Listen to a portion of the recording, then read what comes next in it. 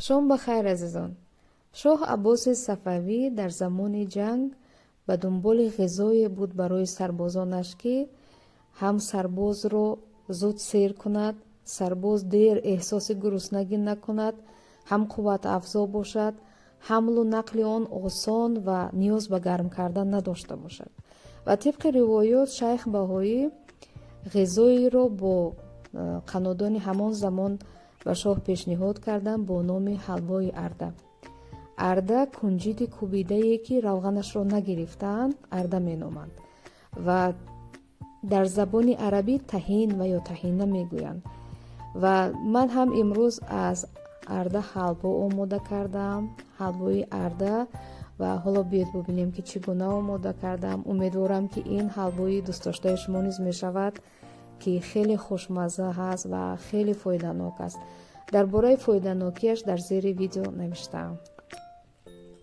از ارده حلواهای گوناگون تیار میکنند و حلوایی که امروز من میخواهم به شما پیشنهاد کنم حلوا شکری خانگی هست که با روش خیلی آسان در شرایط خانه آماده می شود و با سبک ایرانی و به ما خودی تهین ارده در کار است و من از همین نمودش استفاده کردم. در مغازه ها هست، اگر شما در شهر دوشنبه هستید از همین نمودش استفاده کنید، صفتش خوب است. خوب به ما شیر خشک و پودر شکری لازم است و پیسته و کمی کنجد و کمی هیل در کار است. یک پیمانه پودر شکری و یک پیمانه شیر خشک رو الک میکنیم. بعداً به آن وابسته به خواهشمان نیم قاشقچه هیل و یک قاشق کنجد اضافه میکنیم. و اکنون قسمتی از همه نازکش آن است که یک و یک باره ارده و یا تهین را نمی اندازیم. اول از 4-3 قسم پیمانه را می اندازیم، خوب آمیخته میکنیم و چسبندگی خمیرمان را نگاه میکنیم. اگر چسبندگی داشته باشد دیگر اضافه نمی کنیم، ولی از من رو بینید حالا هم خوب جمع نمی شود. برای همین من همه پیمانه رو می اندازم. برای همین اینجا شما مهم است که نگاه کنید، یعنی تهین رو کم کم اضافه کنید و ببینید که چسبندگی خوب پیدا کرد دیگر اضافه نکنید.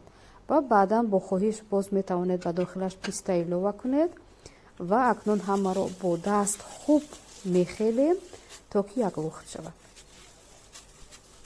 یک ظرف دلخواه رو بگیرید، در داخلش حتما پاکت سلفانی اندازید و بعدا به مقداری هر اندازه که خودتون دوست می‌دارید پیسته می‌ریزیم از زیرش. می‌توانیم کنجد هم گیریم و بعدا حلوایمان رو داخل همین ظرف می‌کنیم و خوب فشار می‌دهیم و به مدتی نه کمتر از 8-10 ساعت در یخچال نگاه می‌داریم. و ضمناً میخواهم معذرت بخواهم زیرا امروز من زکام شدم و صدایم کمی گرفته است. خوب 10 ساعت گذشت، حلوا رو از یخچال برآوردم و اکنون آن رو به پاره های دلخواه وابسته به خواهش تقسیم میکنیم، به هر کس به اندازه دلخواهش. و امیدوارم که این حلوا پسند شما اومد. حتما آماده کنید، سنجیده ببینید که هم خوشمزه هست و هم خیلی فایده‌ناک است. و درباره فایده‌ناکی تهین و یا ارده در زیر ویدیو معلومات گذاشتم، اون رو هم بخونید.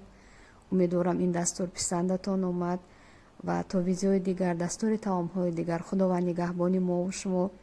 کانال کلچه قند رو دستگیری کنید تا من هم با شوق و دلگرمی برای شما ویدیوهای نو به نو آماده کنم. خداوند نگهبان ما و شما. شبتان خوش.